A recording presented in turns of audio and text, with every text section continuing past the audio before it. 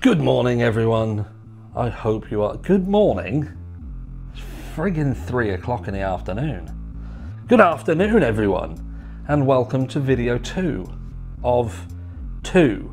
If you've only seen none, you've missed one. If you've seen one, you're on the right track. You know the drill. I watched a video, and it was of Ken Mains, and someone had sent him an email and said, look, Ken, with your experience, your extensive experience in the field of law enforcement, do you believe Bryan Kohberger acted alone? Could you say 100% that he acted alone? Now, to cut a long story short, because it was a long story that needed to be cut shorter, much like this video here, he said, no, I couldn't say a 100% sure.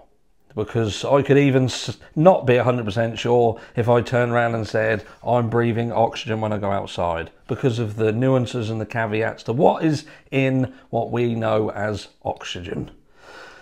But what it was clear to me is that Ken Mains, a respected ex-law enforcement officer with 4 decades of experience, has pretty much said that he believes Bryan Kohberger is the person who did it, and he did it because there was some connection to one of the victims and potential rejection issues that spurned this.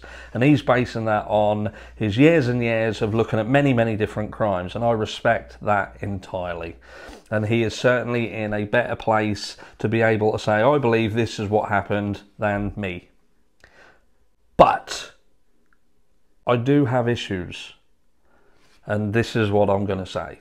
So Ken Mains says, if you, well, first of all, let me reverse this up. He turns around and says, look, you look at these crimes, you can look at what has happened and the manner with which the murders took place, and pretty much lump them into a specific category because they'll fit a specific mold. And he used scenarios such as the O.J. Simpson trial. He made reference to Ed Gein and murderers of the past, and the fact that he studied them extensively.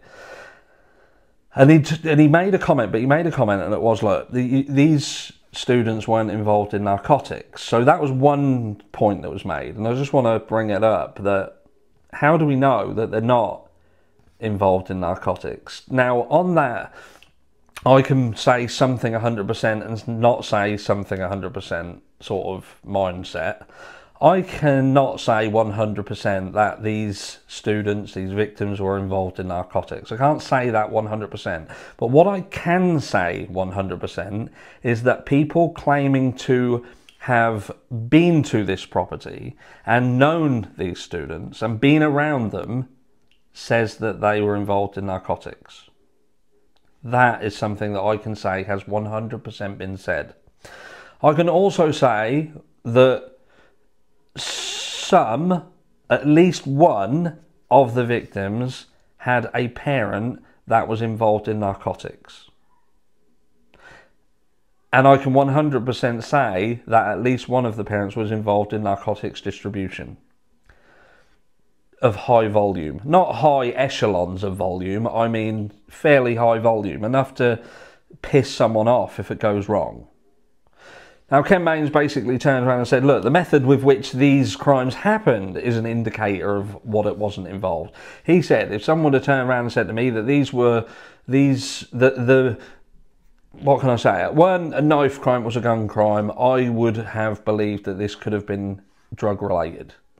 And I think, well, that's a little bit of a funny way of putting this. So what we're saying is, if someone would have walked in there with a gun and gunned them down, it would have been more believable to be drugs, but just removing that element and putting a knife in changes the entire dynamic of the crime.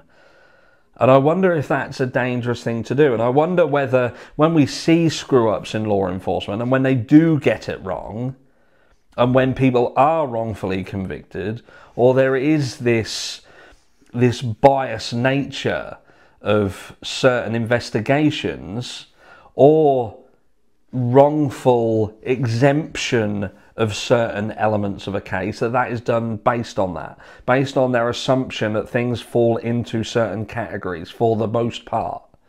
And could that have in fact been utilised in the past to throw law enforcement off? Because now I'm thinking, well, if I want to make it look like a certain way, I could do a crime in a specific manner and they wouldn't even consider that it was to do with this. Anyway, I digress.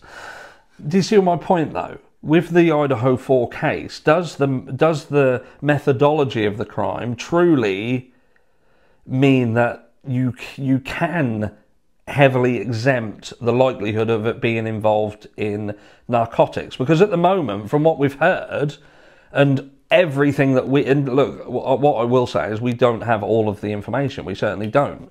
I don't believe that there's as much information that throws Bryan Kohberger on the bus as what many people do. I don't. But could it be? Of course it could.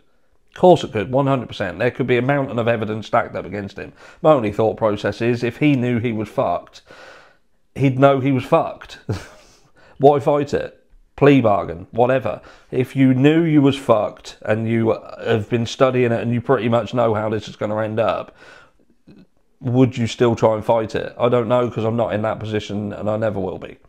But some people said, look, Bryan Kohberger screwed. I've even said it. If there's certain elements of this case that is right, like if they found victim's DNA in his car, if they found victim's DNA in his property, if they found something that 100% ties him to that house that night and there is no getting out of it, then he is fucked. But he will know that. And with his life on the line, would that change the manner of which he dealt with it? Would he be still willing to go to court and fight? And people turn around and say, yes, because he wants the limelight, but he doesn't, because he's trying to fight against getting cameras in there. Do you know what I mean? If this was all about him being seen and, you know, he's going out with a bang and being remembered, he'd want cameras every fucking where. Surely. Am I wrong? And I touched on cameras earlier on today. So if you haven't seen that, go and look. Because I have changed my thought process on it. It's a difficult one. Anyway, go and watch it. But with this crime, like I say, there's nothing out there apart from embellishments and twists of stories that make Bryan Kohberger appear to be the sort of person who would have some sort of fixation on one of the victims. But there are people coming forward, and there's also factual information on the peripheral about the aforementioned family members who have connections to the narcotics world. And I just think that it's a difficult one. It's a difficult one. The crime was done for a reason. It was done for a reason. And if you're not buying the incel theory, then what is the theory? What do you think? Even if Bryan Kohberger is guilty and he's the one who done it, are we truly believing that Bryan Kohberger, at 28 years old, all of a sudden has this burning desire to murder some young girl because she rejects him on Instagram or Snapchat? Does it happen? Of course it does. Is that what this crime is? I don't know if I can buy that.